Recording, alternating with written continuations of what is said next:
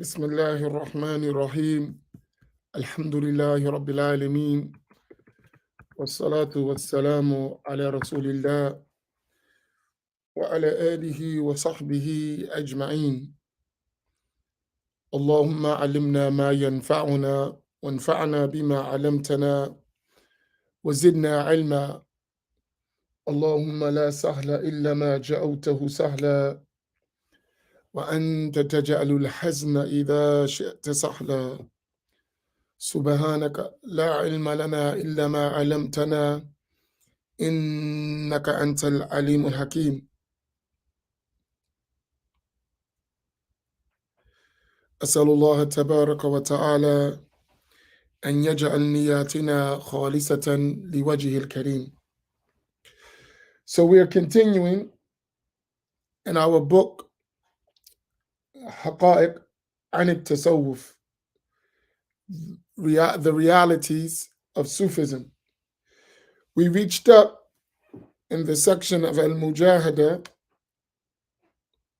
the statement of Al-Shaykh Al-Akbar Muhyiddin ibn Arabi rahimahullah in his book Al-Futuhat Al-Makkiyah, the Meccan Revelations.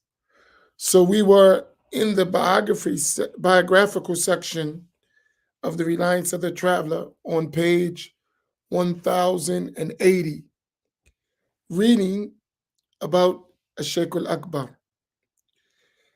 And we left off yesterday talking about some of the obstacles that confront a person in understanding the works of the Shaykh.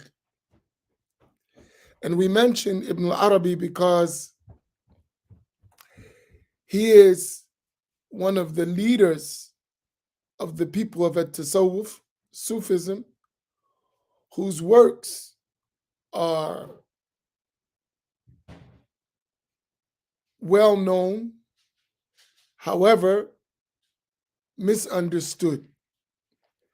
And we remind each other of what Sayyidina al-Imam al-Haddad radiyallahu ta'ala anhu, who warned against reading the likes of those works for fear that one would misunderstand them and go astray, while at the same time recognizing the rank and the status of a Shaykh al-Akbar. So we'll continue with identifying some of those obstacles in understanding his work as mentioned by the translator in his biographical note on Ibn Arabi rahimahullah ta'ala. Bismillah, go ahead.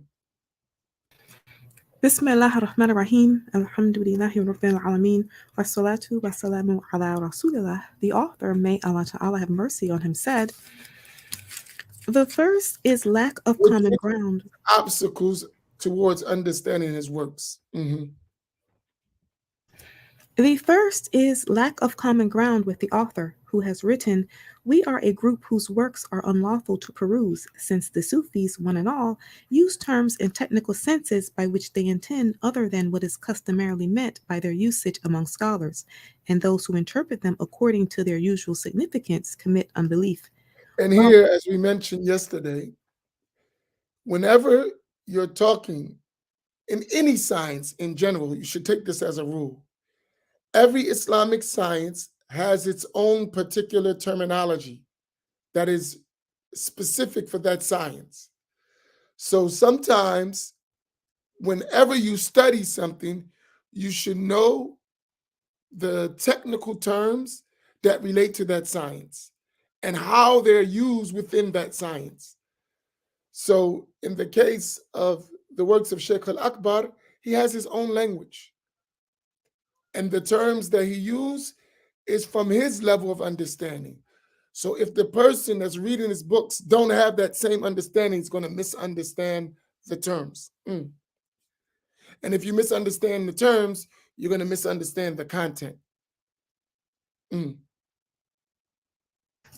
While this may not be particularly intimidating to someone who is already an unbeliever, it does at least implicitly deny the validity of a do it yourself approach to the Sheikh's thought and point up the relevance of the traditional maxim knowledge is to be taken from those who possess it.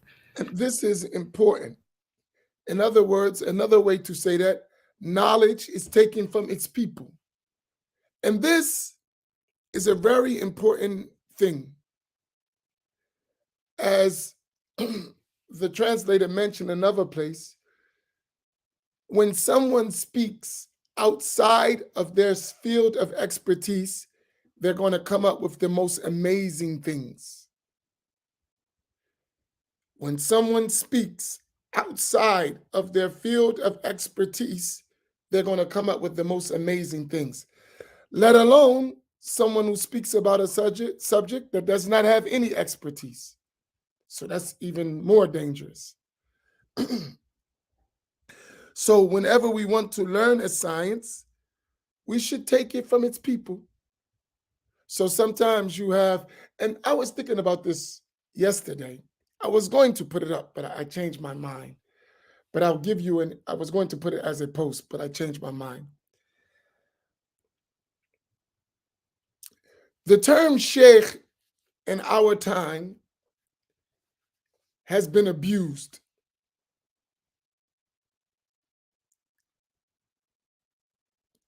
The term sheikh in our time has been abused.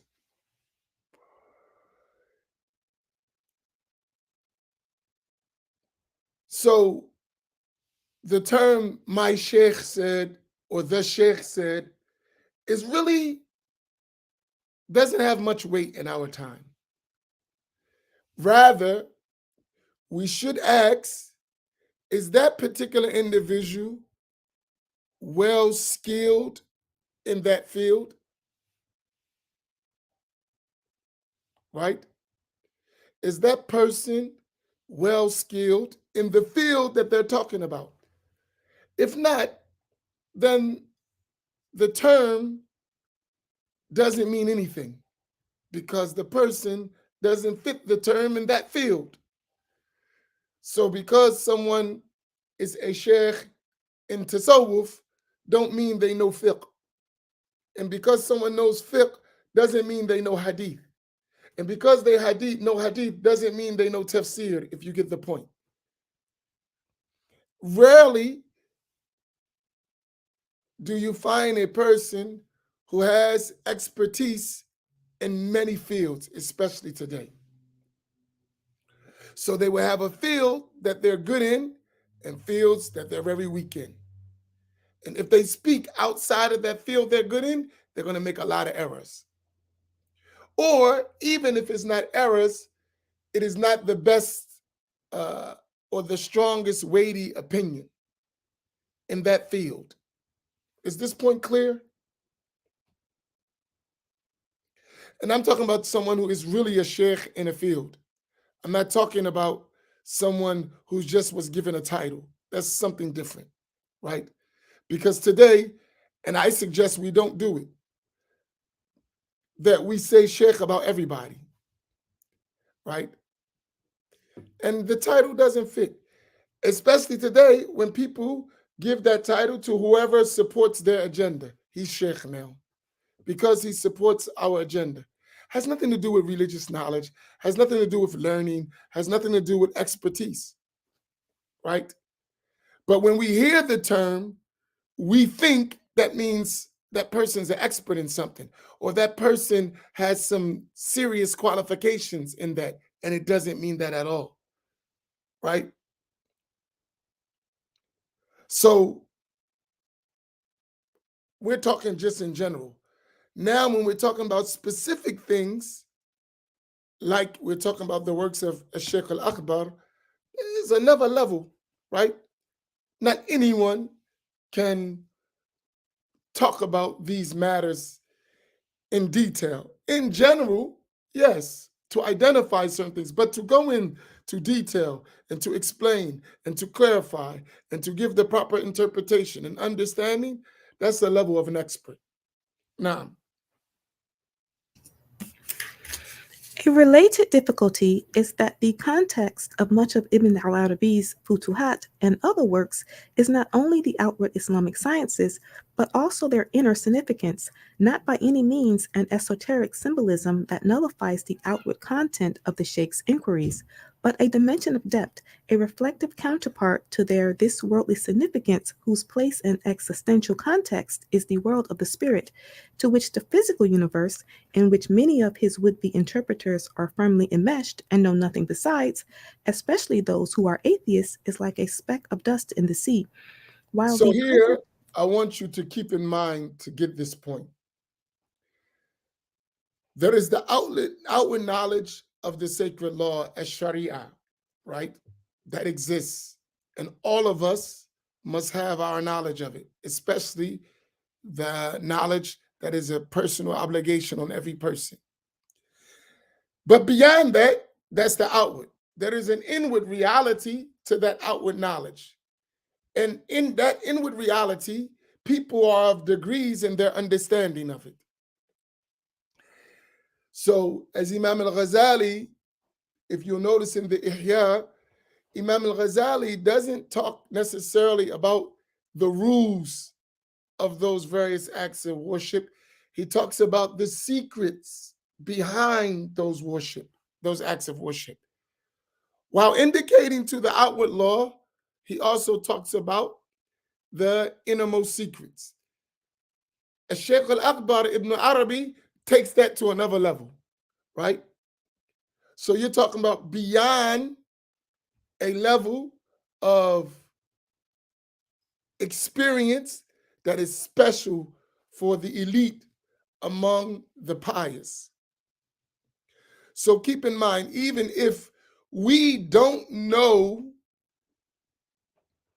these realities, we should not deny their existence solely based on our limited understanding of the outward law. I'll repeat, even if we are not at the level of comprehending or even being exposed to those inward realities of the religion, we do not deny their existence solely based on our limited understanding of the outward sacred law.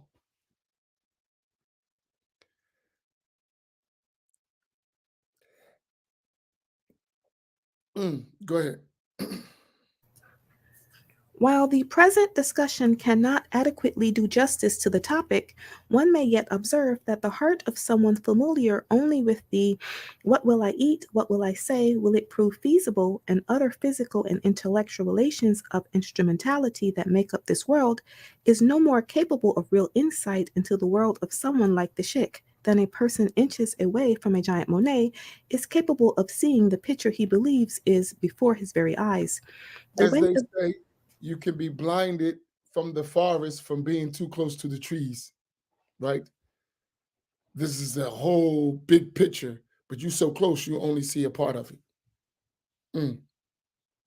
The way of Ibn al Arabi, rahimahullah, is precisely a way, and if one has not traveled it or been trained to see as Ibn al Arabi sees, one may well produce intelligent remarks about one's perceptions of the matter, as attested to by a whole literature of historical studies of Sufism, but the fact remains that one does not see. So talking about something is not the same as experiencing it. And the way of Sheikh Al Akbar is one of experience, right?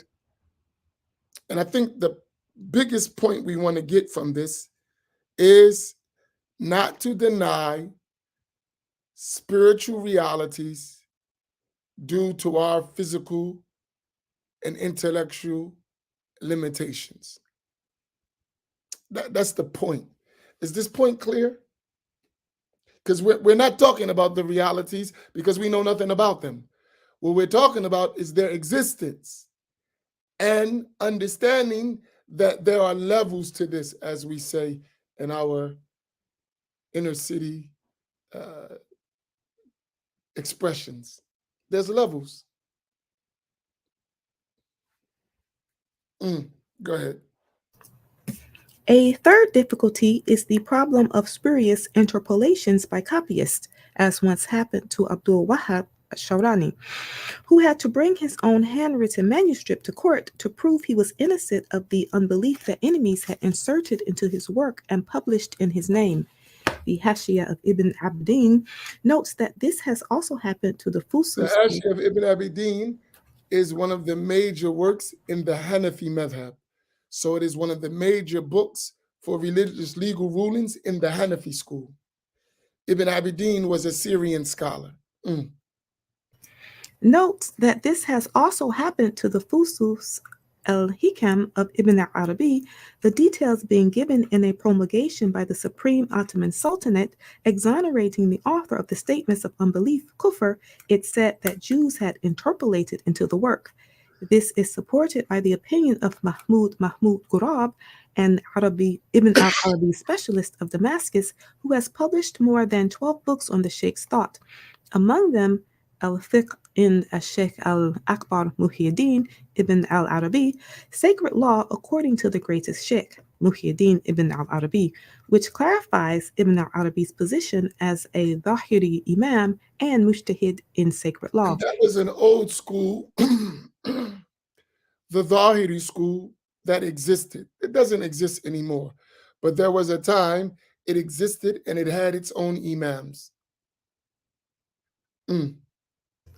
And Sharh Fusus al-Hikam, exegesis of the precious stones of the ring settings of the wisdoms, in which Ghurab indicates 86 passages of the Fusus that he believes are spurious, adducing that they contradict the letter and spirit of Futuhat al-Makkiyah, which must be given precedence because we possess a manuscript copy in the author's own handwriting, while there are no copies of the Fusus.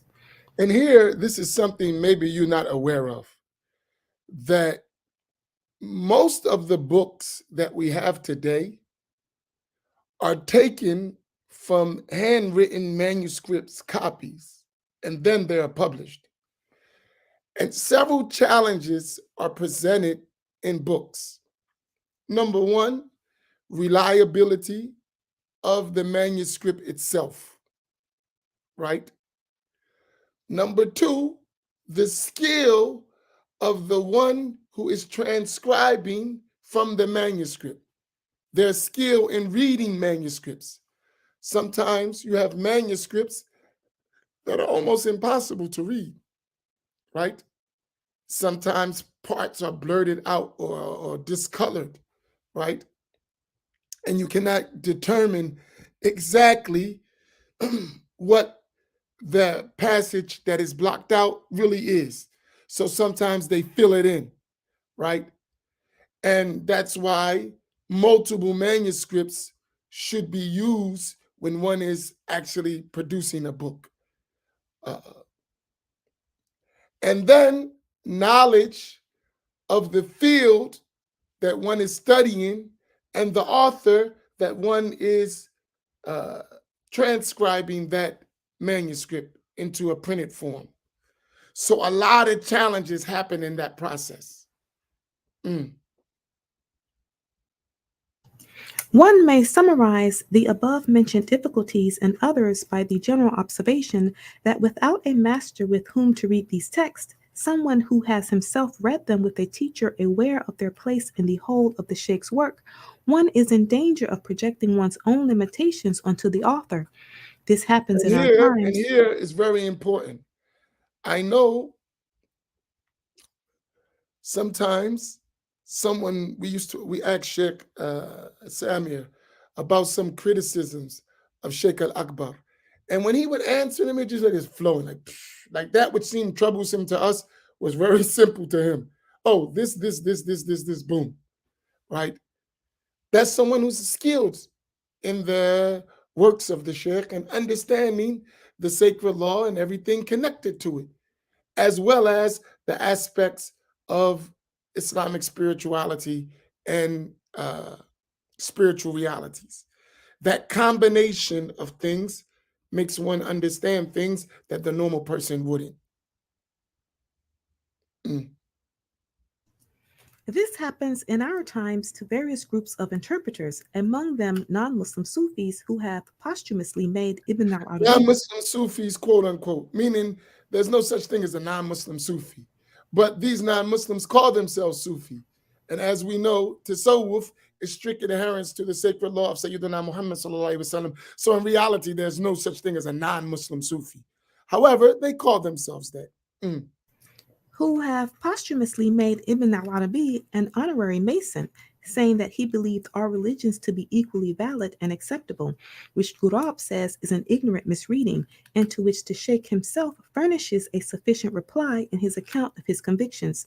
Aqidah at the first of the Futuhat, where he says, just as I charge Allah Ta'ala, His angels, His entire creation, and all of you to bear witness upon me that I affirm His unity, so too I charge Him most glorious, His angels, His entire creation, and all of you to bear witness upon me that I believe in the one He has selected, chosen and selected from all His existence, Muhammad sallallahu alaihi wasallam. Allah Ta'ala, bless him and give him peace, whom he has sent to all mankind entirely, ila jami' al-nafs kafatan, to bring good tidings and to warn and to call to Allah Ta'ala by his leave. And Al-Futuhat here, al-Makkiyah. the ideal that all religions is valid, which you will find in these so-called non-Muslim Sufi books, that all religions are valid. And some people who claim to be Muslim have their ideas. This is blasphemous. The religion that is accepted by Allah subhanahu wa ta'ala is al-Islam, according to the sacred law of Sayyidina Muhammad sallallahu alaihi wasallam. Everything else is not valid, right? And not permissible to practice. So the idea that a Sufi or the people of Tasawwuf, let alone Sheikh al-Akbar, who was a master of Tasawwuf, believes that all religions are valid is a fabrication and a gross misunderstanding of his writings. Mm. It is fairly obvious that his being sent to all mankind would be pointless if all other religions were not now abrogated, as would jihad, something that Ibn al Arabi discusses, before going on to explain its spiritual side in what is unmistakably a treatment of its outward military aspect and rules, believer against unbeliever, sword against sword, and Gurab points out that would be meaningless if both sides were upon guidance. Mm.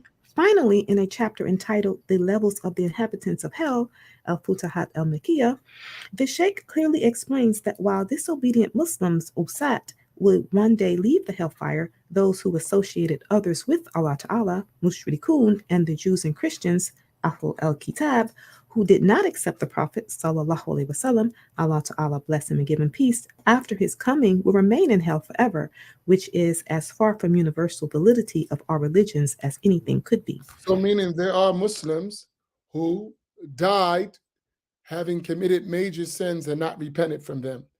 Those people may be punished in the hellfire for a period of time and then uh, uh, taken out of the hellfire and admitted into Jannah.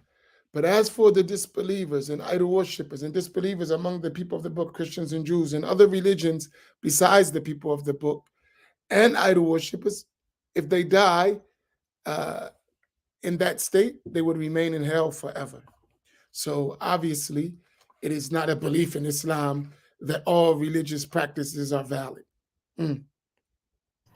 Other interpreters who err are well meaning Muslims who do not and cannot understand the Sheikh's work, which they read in their native Arabic as if it were a newspaper, and then level accusations of unbelief against the author on the basis of what comes to their minds while doing so. And here's another thing for us. Please, please, please, please, please. Arabic alone is not sufficient to understand the Quran, the Sunnah, and the works of the scholars. Arabic alone is not sufficient to understand the Quran and the Sunnah and the works of scholars, let alone spiritual masters who are talking about divine realities. Is this point clear? This does not entail that Arabic is not essential. I didn't say that. It is essential. But it is not sufficient alone in and of itself. Is this point clear?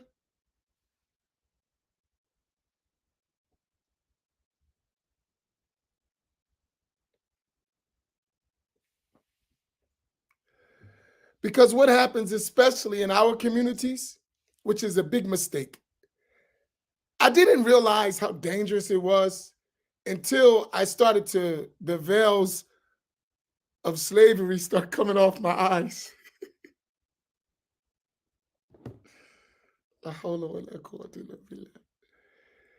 You know, we have in this in our communities, in the especially in the black communities, because many of us don't know Arabic, right? Or we're deficient in the Arabic language. So we automatically assume, because of this inferiority complex that's has been overwhelming us for far too long, that because someone knows Arabic, they understand Islam. That's a lie. I'm going to reverse this. And it's not an attack on Arabs, right? It's not. It's just reality. Most of us are far more educated than the average Arab. Most of us in our communities are far more educated than the average Arab, right? So the Arab in his society and us in our society, they don't even have what is equivalent, most of them, of a sixth grade education. Most of them. Our level of education is much, much more strict and rigorous than the average outer person. So they don't even know, they can speak Arabic, but they don't know Arabic at all. They don't. The average person does not know. So if they read a book, they're not going to fully understand, especially a technical book with religious meanings and technical meanings. Forget about it. So stop thinking that, because they won't tell you that. They'll just rule over you, right? No, they don't even know the rituals. No, they don't even know the rituals. They don't even know the basics of prayer. The average Arab you're going to run across doesn't even know the obligations of prayer or ablution. No, this is a fact. When we become Muslim, we study much harder than most of them. I'm not talking about students of knowledge and sheikhs. I'm talking about the average person who's just like us. But when they're in our midst, because they speak Arabic, we will be deluded by that to think they actually know the deen. And that's a fallacy, a huge fallacy. And sometimes, if they're not honest enough to tell you, listen, I never learned religion, I don't know anything about religion, period. Not even the basics. I don't even know what Muslims believe, right?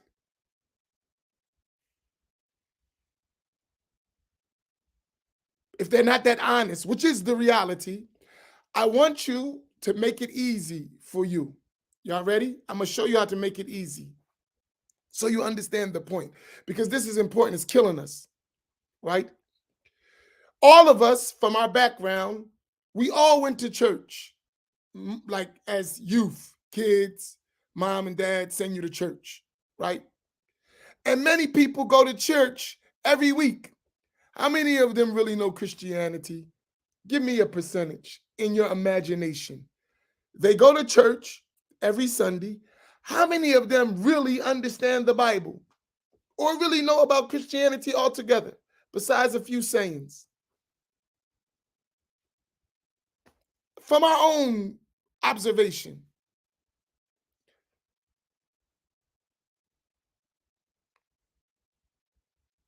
right? So take that and switch it. It's the same thing. The same thing.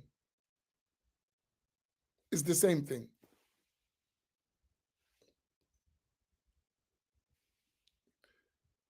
It's the same thing. if not worse. If not worse, right? So just keep that in mind, right? When we're interacting with one another. It's just for them, it's just they speak a language that you don't speak. It has nothing to do with knowledge. I was raised as in an Arab country. I spoke Arabic.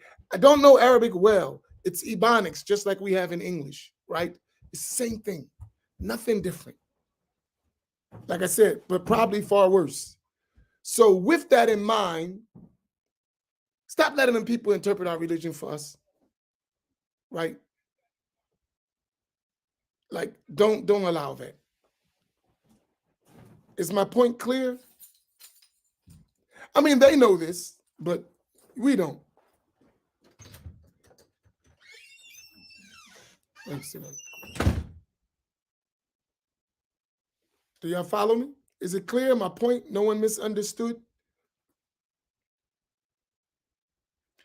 Why am I mentioning this? Because now, when we're talking about the religious text, we don't want to take it from someone who doesn't understand. You didn't learn anything. No one ever even taught you. And you wasn't even a good student, right? So how are you interpreting the religion for us? And they use that Arabic card a lot that really doesn't have any value whatsoever in relation to the one who's using it. So don't get fooled. Go ahead. For all groups of interpreters, there is a pressing need for scholarly modesty and candor about our exegetical limitations. Say And to that again. This is the point I was making. For all groups of interpreters, there is a pressing need for a scholarly modesty and candor about our exegetical limitations. And to Which draw means that since you're going to be talking about something, realize your limitations in understanding it, right? So you start giving explanations, make sure you keep in mind, hey, this may be above my pay grade, right? Keep that in the back of your mind all the time. This happened to me for years. Even though I knew it, I never paid attention till I seen how bad it's become today. And then I was real keen to it. I'm like, whoa, this is deep. You're talking about limitations of interpretation. Hey, slow down. And would give us judgments as if that's the rule in the religion. And you don't even know what you're talking about.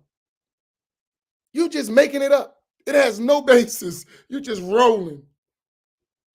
It doesn't have any basis whatsoever. You're just rolling. It's common. And what is the overwhelmed thing? I speak Arabic. And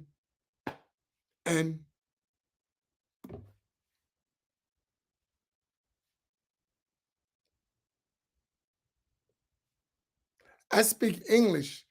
And even though most of the industry of business and economics is from the Western world, that doesn't mean I know anything about it. In fact, because I can read about investing, don't mean trust me and give me your money.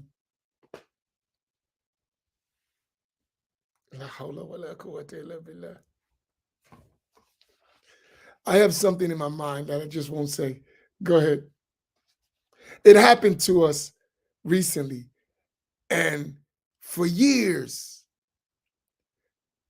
people have been doing that in our communities, and they still doing it today, and we've never recognized. And this was the simple solution right here. To understand this point, they wouldn't be able to do that stuff. They've been doing it in our communities for years. If we would have just understood this point, they wouldn't be able to pull that off. That's deep. That is like that simple.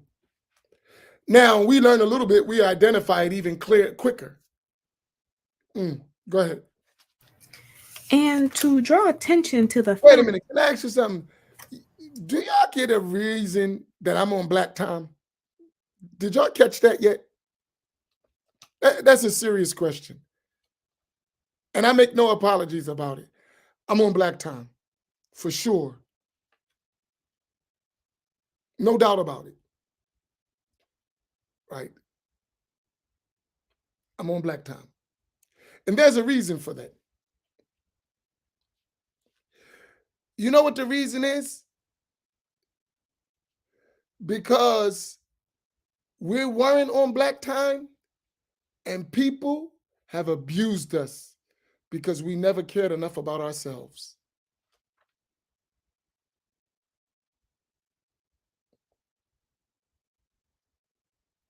People have abused us because we weren't on black time and we didn't care enough about ourselves, and we've been abused. Religiously abused. That's why all of our religious expressions don't look anything like us. Every time we go to learn Islam, we lose a portion of our blackness. And depending from where you learn, you become someone else. Wherever you learn, you become like them. So you never learn from yourself, so you never be yourself. You always someone else. All the time.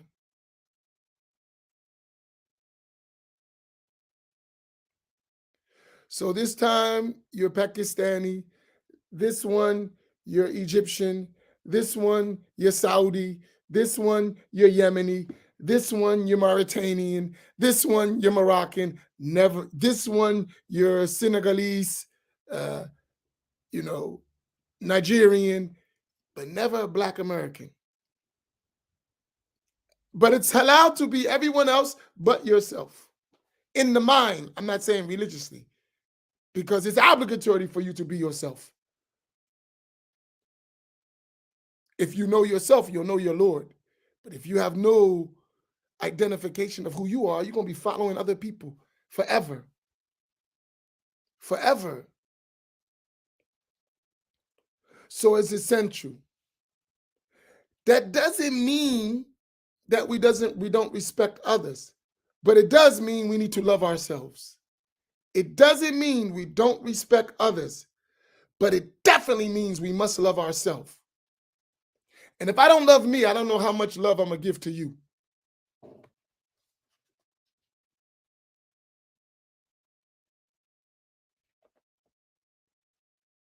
Naam, go ahead.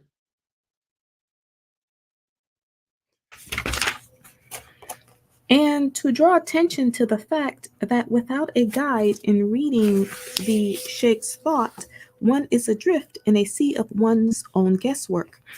Aside from these basic hermeneutic requirements for reading the work of Ibn al-Arabi, other existential qualifications are needed.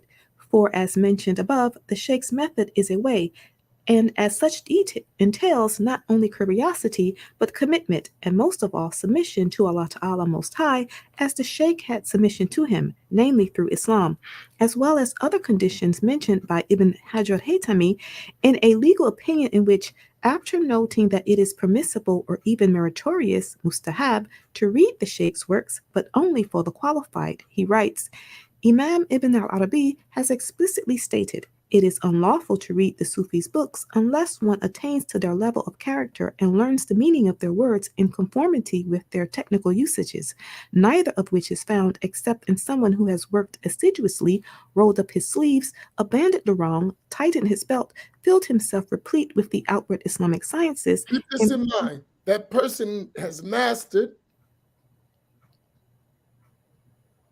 the outward sciences of the religion. There is no haqiqah, no reality of tasawwuf, spirituality, without the sharia. It doesn't exist. And this part we need to understand, because we have some people that just say, as soon as you hear the Sufis make up their own religion. Where you get that from? You don't even know what a Sufi is.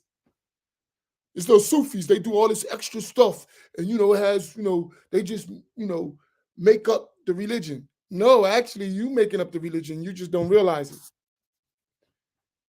You've made a whole religion that Islam never knew before. You just don't realize it. Mm. filled himself replete with the outward Islamic sciences, and purified himself from every low trait connected with his world, with this world and the next. It is just such a person who comprehends what is being said and is allowed to enter when he stands at the door. The So sheikh even though uh, one could benefit from these works, out of caution, if you're not of his people, it could be dangerous. So one should read these books if one is at that level with someone who understands. I mean, and is of its people. And whatever benefit you get, it's a blessing, even if you don't get the complete reality. Mm, The wow. sheikh outlines what is entailed by working assiduously in a series of injunctions, wasaya, at the end of his futuhat, that virtually anyone can benefit from, and by which one And may this is infer. something we've studied with Sheikh Samir, the wasaya of Sheikh Al Akbar. Mm. That's why he and said virtually anyone can benefit. And he pushes that for us to read. Mm. and by which one may infer some of the outward details of the Sheikh's way. By all accounts, he lived what he wrote in this respect, and his legacy bears eloquent testimony to it. He died in his home in Damascus, a copy of Ghazali's Ihya Ulumuddin on his lap in 638, 1240.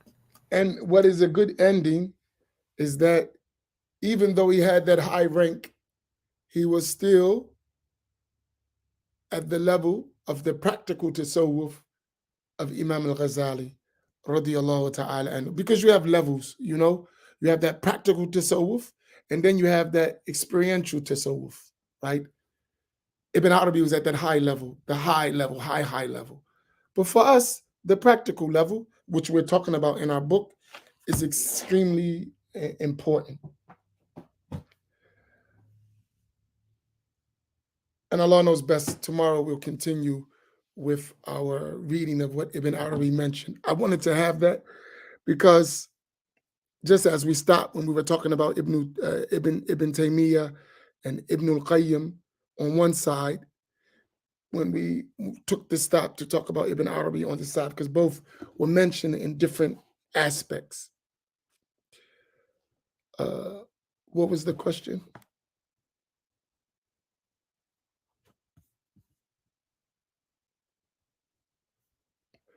Are you saying stop running to other things and instead of work on us? I'm saying this. First things first, we have to learn Islam properly. We haven't successfully done that as a community. As African Americans, we're still following deviant groups. In general, I'm not talking about everyone specifically. As a whole, we still haven't got classical Islam as a norm in our communities. So, our first objective or obstacle that we need to surpass or surmount is we have to learn traditional Islam, free of deviant understandings, beliefs, and practices. We ain't there yet. As a collective, as a normal thing, do y'all understand that? Or y'all think I'm crazy? Do y'all really understand that? That's a serious question. If you don't understand that yet, then we have a bigger problem than I think we have. If you don't understand as a collective, us African Americans still haven't had Sunni Islam, classical Sunni Islam as a norm in our communities. Do y'all realize that? Or no? Or that's like foggy to you? And I'm saying it with confidence because I know it to be true. And if we don't know that to be true, then we got a bigger problem than I think.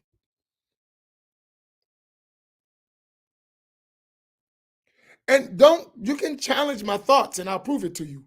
So don't think I just want you to agree with me. If you disagree, tell me why you disagree and give me your reason why you disagree. And then I'll tell you why I agree, and I'll tell you my reasons for agree. And I think after we exchange, you'll agree with me.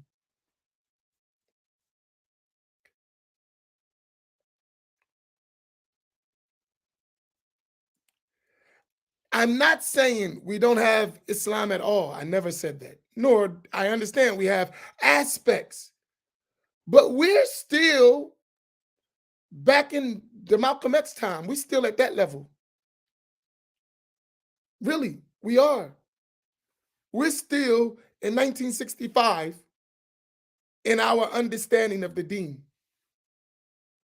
And the early 70s, we're still stuck there.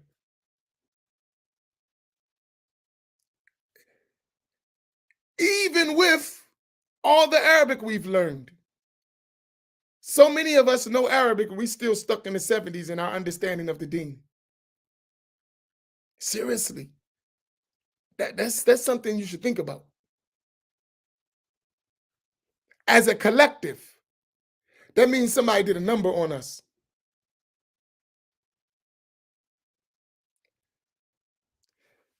If you study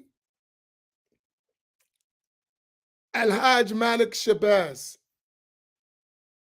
Malcolm X, and study his journey and his years of becoming orthodox, as they say, and then see the outcome, be honest, be critical and honest.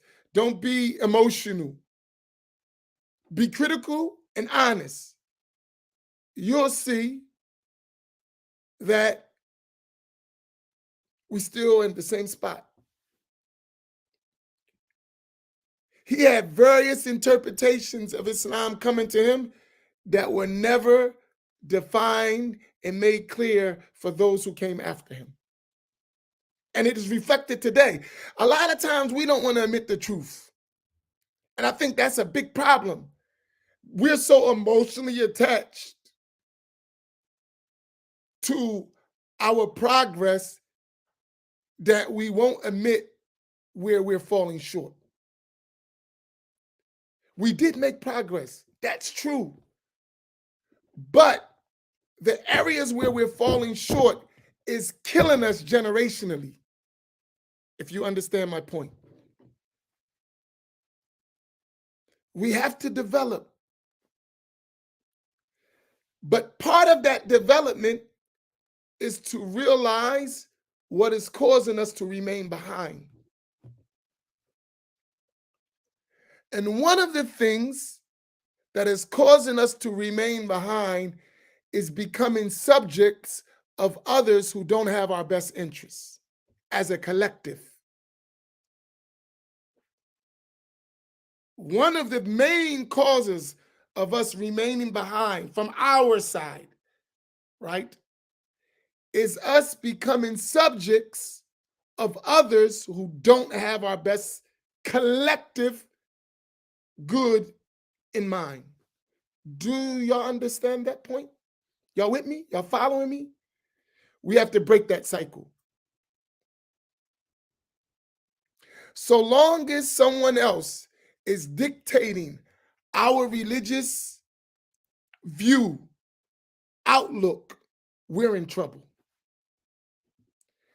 Until we make that decision that we are going to chart our own religious course in compliance with the rules of the religion, not someone else, we're going to be in trouble.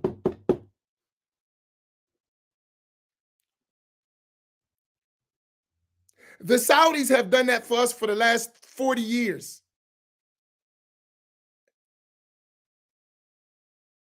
I would say even more. For the last 50 to 60 years, the Saudis have been interfering in our affairs. And tell me what it has done for us. They've been dictating our direction, our religious direction. And therefore, since our religious direction base our worldly direction, you see where we at, right? You see the end result. So they've been training our people for decades. And you see what it came out to be, right? It took us, and we still not there, 50 to 60 years just to realize they don't have our best interests. It took about 60 years to discover that. Now, those young brothers who discovered that are still indoctrinated by their doctrine. They didn't catch that part. So they freed themselves from the outward subjugation. I ain't listening to no Saudis. We can do our own stuff. We ain't just students of knowledge. We can do our own stuff. Yeah, that's true. That's a great thing. But now you still got that Saudi indoctrination that they gave you in their books, and you still following it. So they're still controlling you mentally and spiritually because you're following their false doctrine. And you haven't got beyond their propaganda that every other aspect of Islamic scholarship is misguidance and innovation. You haven't got that yet. So therefore, they're still controlling you, even though you think you're free. It's some deep stuff. And we can't keep trading slave masters. The white man, 1 minute, then it was the Pakistani man, and another in the early phases through the Ahmadiyya, Tabligh Jama, all that, then Saudis, and then we keep switching, slave master to slave master. We never get our independence. That doesn't mean you dislike anyone, but you have to come to the table and not keep being on the table. You have to come to the table and stop being on the table. That's the problem. And if you don't realize that, people just keep putting you on the table and serving you to each other. They just put you on the table and he'll spit you up and eat you. We have to understand. So part of tasawwuf is freeing yourself from the creation, right? Well, we're learning some tasawwuf. Can we free ourselves from all this mental and spiritual bondage we got to people? Maybe that would help us.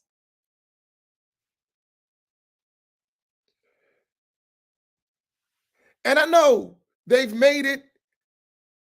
Let me explain something to you. And I'm going to stop after this, I promise. Because we have, okay, before I even say that, today, I'm going to give you an example. Tonight's roundtable is unveiling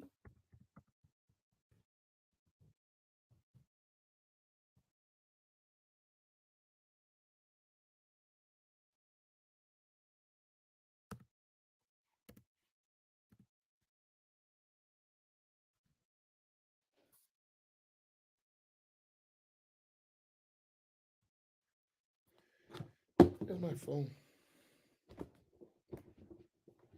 Oh, 1 second.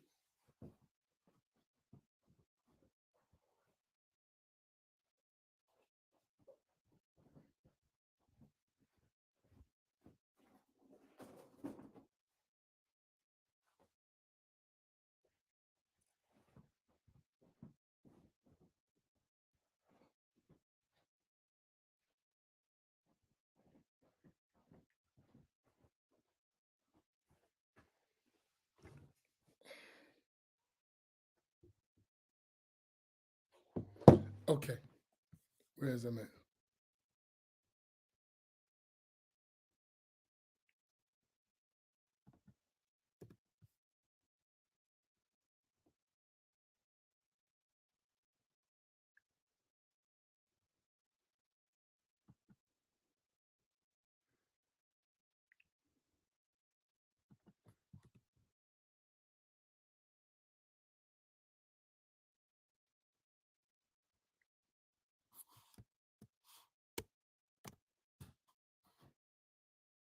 So this is going to be the roundtable tonight.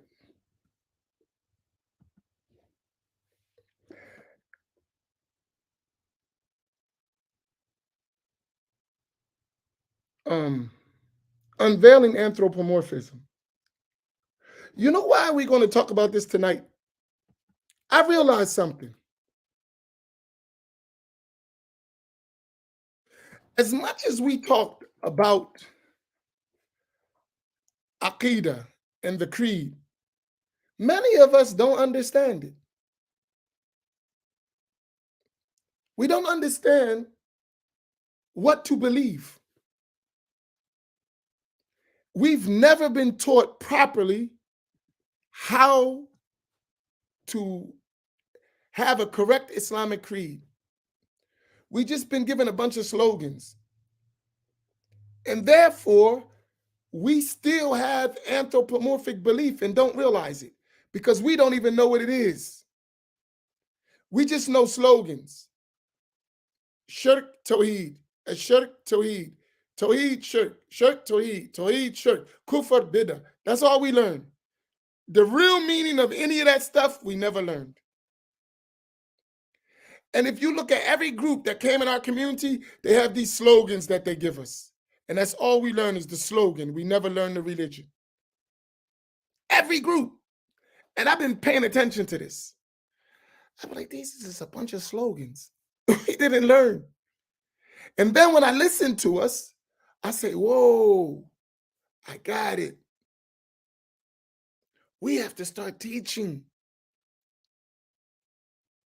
We don't understand. There's some basic things that are missing.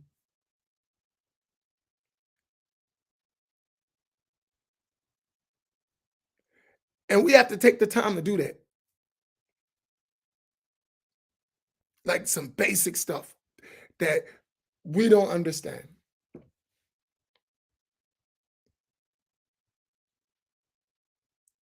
So we're, inshallah, tonight on the round table, we're going to explain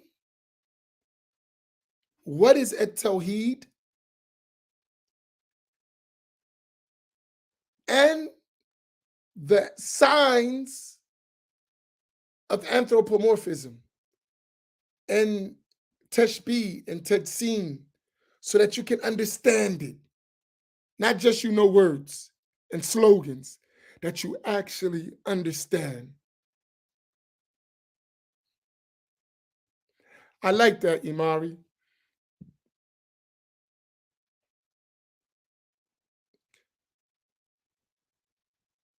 I was talking to someone, and someone, don't get mad at me, because no one know I was talking to you but you. So don't get mad. But I told someone something. I was realizing when we were talking that they don't understand. And I said to the person, I said, listen, you should stop what you're doing and take some time to review and understand. I realized talking to them, you don't understand. I said, take some time and review. Seriously, I mean it from the bottom of my heart. Because certain basic concepts should be a no-brainer for you, but they're not. And what we do, which is a big mistake, too many of us say, I understand it for myself. Don't be satisfied with that. If you can't express it, tell yourself, I don't fully understand it. If you're not able to express what you understand, then take that as an indication that you fully don't understand it. Let's put that up. If you can express, that is an indication that you fully don't understand. If you can express, that is an indication that you do not fully understand. If you cannot express, that is an indication that you do not fully understand. Can we put that up?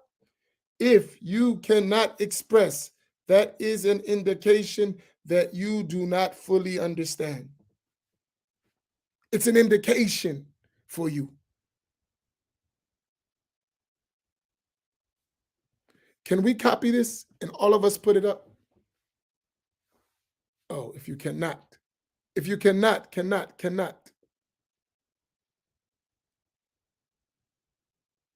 Okay, good.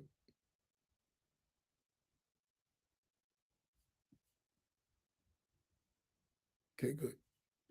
So just put can't, right? If you can't express, that's an indication that you don't fully understand. Good. All of us put it up, right? Good. And that's not to put you down, it's to make you go back and review and study. If you can't articulate what you've learned, that means you don't fully understand it. You may have the gist of it, you may have an idea, but we need you to fully understand.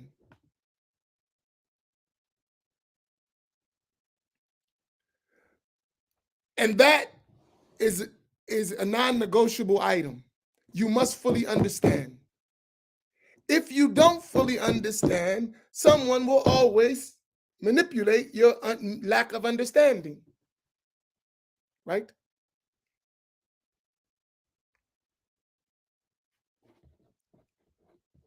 I have a lot of things that indicate this.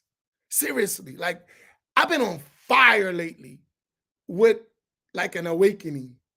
I start to see things once I took away the veil of love, because love will blind you. You start to, I'm in love with you, so I don't see nothing. Once you kind of remove that, you start to see reality. Like, wait a minute.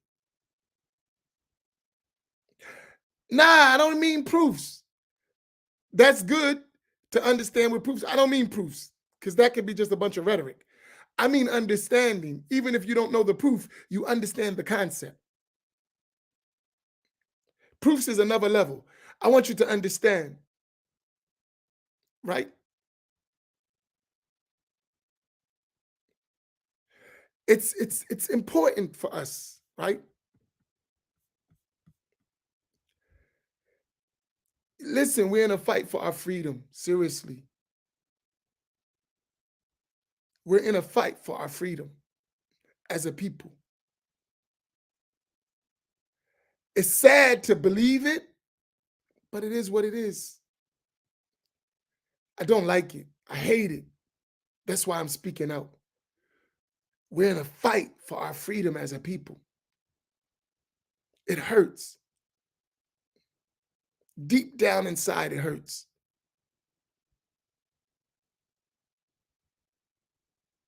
And if we don't wake up, we're going to pass this subjugation down to our children, grandchildren, great-grandchildren for generations. Seriously. And we can't afford to do that. There is, I believe, from observing and speaking, a deliberate effort to make us become extinct. Seriously, I believe it. And all the signs are written on the wall. And if we don't make a change, 100 years from now, if Allah allows the world to go that long, we're going to be almost obsolete in the whole Islamic discourse. It's getting like that already. Our masjids are being overtaken across the country. Our children are leaving the deen because they don't see any place for them in it. And as one person said, we're celebrating how many people are coming in, but we're totally unmindful of how many people are going out. We're celebrating how many people are coming in, but we're totally oblivious of how many are going out.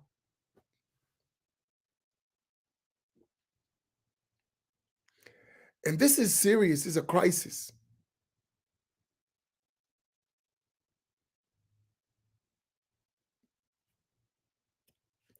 So inshallah, tune in tonight. Spread the word. This is going to be an interesting roundtable, really, because I know I do, and I'm quite sure the other imams do. I have a lot of things to say on this subject.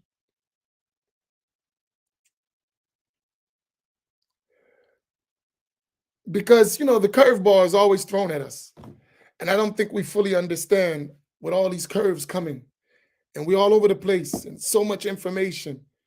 And basic things are just going right by. Lastly, my fifth lastly, but this is it really.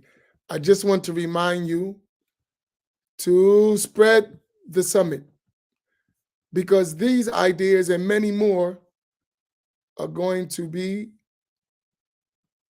mentioned and explored and discussed, and solutions at the summit. So please spread it. Spread the link. Register. If you can support others who may want to come, you can buy an extra ticket or 2 extra tickets or 3 extra tickets for those who can't afford it, so that we can give those tickets to people who want to come but can't afford it. Because within our own budget, we only could do but so much, right? But there's a lot going into uplifting us as a people. There's a lot. It's a lot of work. And until you're engaged on the ground level, you won't realize how much work we have to do until you get your hands dirty. We have a lot of work to do. Please, please help us do this work, because we only can live for our time.